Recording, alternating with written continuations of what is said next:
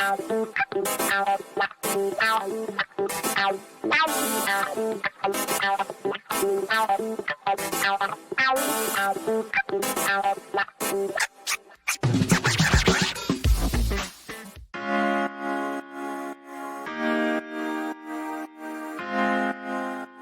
morning, Boo. Oh, wow, the pause is creepy. Okay. Charlie, you bring something for everybody today. The sports for you, noted sports writer, and something homo gay for Travis. Yes. In that we have the very first, I love that someone said the first actively gay. He was passively the first gay. act.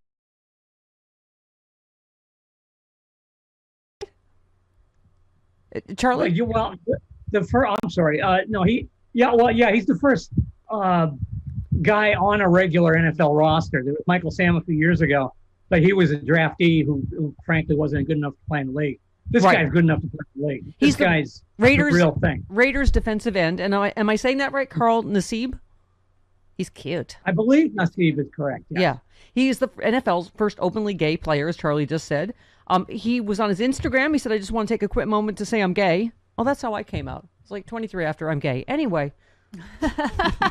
He said, I've been meaning to do this for a while now, but I finally feel comfortable enough to get it off my chest. I really have the best life. I've got the best family, friends, and job a guy could ask for. I'm a pretty private person, so I hope you guys know I'm not doing this for attention. I just think representation matters. Mm-hmm. And then he announced he's giving $100,000 to the Trevor Project. So hooray! Yeah, that was the best part of the thing. Yeah, good for him. Good for him. I mean, I wish him luck because it's not going to be easy. It's not often we have a nexus of sports and homo, on Charlie Pierce Day. But no, I mean, it's not going to be easy for the guy. Yeah. But I applaud him. He's got a long career ahead of him. He's not, this isn't a guy. If they cut him, it's because he's gay, and they don't want that hassle. They're not going to cut him because he's not a player. He's a good player. Yeah, I mean, we're going to talk to Frank Flaguzzi, Charlie. I know. People. I mean, defensive end, he can really hurt people. Yeah. Don't make any defensive end jokes. Okay. I didn't. Get your mind. Here's my point. Get your mind out of the dumpster. No, I was going to say we're going to talk to Frank Flaguzzi about all these right-wing groups, Charlie, involved in the Capitol. Sometimes it is hard to believe we live in 2021, the amount of racism, sexism, homophobia, in these groups. So you're right. I guess we're all like, hey, it's the first openly gay NFL player. Now we'll see what. Let's face facts. There's a lot of suppression, shall we say, involved in a lot of these groups. Yeah. I mean, there's a lot of guys who like to play dress up a little bit too much. Well, and the misogyny, I mean, is something we've said forever. It's behind every mass shooter. There is always domestic violence in their past, and it's. But anyway, yeah, they're saying these groups are just horribly misogynistic, just rape videos, all kinds of. Anyway, Charlie, they're peaceful tourists, right? Yeah, and speaking of racism, taking selfies of themselves while they smear their feces on the wall. Okay. Hi, Mom. Is this foreplay with Jody? Because this what? Is this foreplay with Jody? Because this is not working. Okay. I was going to say, speaking of racism, they have blamed. Hey, as Andy Savoy says in Bull Durham, guys will do anything if they think it's foreplay. Yes. Anyway, they blamed critical race theory for virtually everything, and you went insane on Twitter. You said critical race theory sure plays a mean pinball. Critical race theory killed the radio star. Critical race theory left the cake out in the rain. Critical race theory blew up the Klingon moon. Critical race theory. And critical race theory. I was having a critical race theory party. Yeah. People joined in. I love Twitter. Yes, and you said critical race theory socked it to the Harper Valley PTA as well. So, and I understand it shot the sheriff. Critical race theory did throw something off the Tallahatchie Bridge. Yeah. Yes, and critical race theory shot the sheriff for sure, but not the deputy. Not the deputy. Okay. It's just I can't even talk about it anymore. It's a thing that doesn't exist, that isn't being taught K through 12. Okay. The guy who's responsible for the whole, phony outrage has admitted it's phony outrage. Mm-hmm. Yes. Came out in BuzzFeed and said, "Yeah, I made it up. I was trying to change the brand." Mm-hmm. Yeah. But we're gonna have Juneteenth, but we're not gonna be able to teach the kids why. Yeah. You wrote the best paragraph explanation I've heard yet about what is happening I don't know, on the conservative side. You said the problem with running a successful freak show is that your customers continually ask for more, and you end up slouching toward human sacrifice or gluing horns onto the heads of ponies and calling them unicorns. American conservatism has been on an extended trip to bedlam for decades now, and given the antics of the previous administration, the envelope of crazy has been pushed close to the limits of tolerance, and the crowd calls out for more. It does seem to get, we just went over the whole Italian satellite theory, crazy non-heiress lady pretending to live in a $30 million mansion. Like, I mean, Charlie, you just can't, like, there's no level of crazy. And by the way, I love the way you spelled it, Krayzee. Yeah, that's the brand name. It's usually people just usually use the generic, but I went for the brand name. It doesn't even matter that, like, one conspiracy theory blows up and then you're like, oh, here's another one. It was an Italian satellite thing, something. And now we're going to talk to Frank again about the FBI. Charlie, this is because I think the FBI is closing in, likely even on members of Congress, right? Now they're going, oh, it's the FBI. The FBI was behind what happened January 6th. Yes, because there were FBI informers in the crowd. Right. Yeah, there's a reason why there were FBI informants in the crowd. Bill Barr wanted to blame Antifa. Mm-hmm. Right. That's why the FBI was in the crowd. Mm-hmm. But wasn't that several theories ago? It was Antifa, it was BLM. I try to keep up. Right. Then it was Trump supporters. The Italian thing came out of the Italian satellite thing came out of nowhere. Yeah. I didn't. I was just dealing with Jewish. I was just getting my mind around Jewish space lasers. Right. Yeah. Yeah. But now I got Italian vote stealing satellites. Yeah. So what's going to happen today with voting? Because obviously this is all one story. All these crazy voting bills are because of the crazy election lies like the ones we're talking about.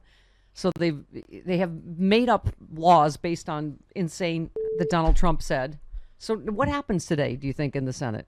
Voting rights. I tell you one thing that's going to happen is I'm even money to throw my shoe through the TV screen. You can pretty much count on that. Charlie will need a new TV. Yeah, it's going to be dismal and awful. And on the week of the anniversary of the murder of the 3 civil rights workers in Mississippi, it's going to be even more nauseating. It's entirely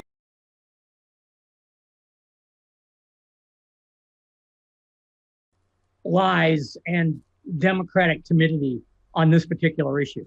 Yeah. That combination is too much for me. You feel like we're getting to maybe, Charlie, some kind of finish line. You're like, maybe a crack in the filibuster with Joe Manchin, maybe. And then Kirsten Sinema writes this op-ed yesterday saying no way, no how, ever on reforming the filibuster. Yeah, and I think was Lawrence O'Donnell, one of your lovers, one of your ex-straight husbands. Yes. Who said this is a woman writing about a Senate that doesn't exist anymore. Right. I said that. He said it's 20 years out of date, what she's saying. Right. Yeah. Speaking of institutions out of date, I loved your headline, "The Klan of the Red Beanies, American branch is on the march against Joe Biden." As a former Catholic girl, it just made me happy. But you said it takes a lot of imperial gall for American bishops to advise the priests in their dioceses to take action the Pope has publicly opposed. And that is not giving Joe Biden, I would say, one of the best men, the most moral men to ever occupy the White House, to refuse him communion because of pro-choice, right? Yep. I will guarantee you he finds at least one priest who will give him communion. He will. And if any action is taken against that priest, then I would hope the Vatican would step in, because you can't. Why should priests follow what the bishops say if the bishops aren't following what the Pope says? Right. Thank you. And also, I took enough, philosophy and logic classes from Jesuits to ask that question. Well, I mean, after Donald Trump, Joe Biden's too immoral to get communion. I mean, again, wherever you are. And I said this years ago. Donald Trump is the most complete heathen ever to hold that office. Yeah. I mean, the guy is a heathen by any definition you can find in any dictionary.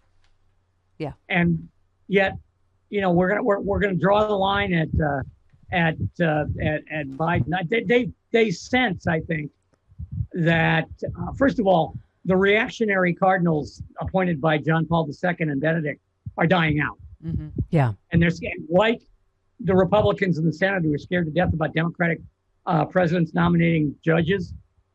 These guys are terrified of Papa Francesco getting named cardinals. Yeah. And having an influence over his. Charlie, speaking of judges, it was a little bit of a depressing day. He's been doing politics for 2,000 years. Mm-hmm. Yeah. It was a little bit of a depressing day between the filibuster and voting rights, democracy, and this, of course, Trump-appointed federal judge tosses most claims against Trump and Barr and U.S. officials in the clearing of Lafayette Square. I mean, this is the part that, right, first of all, the Trump-appointed IG says, no, there's nothing more to see here. Right.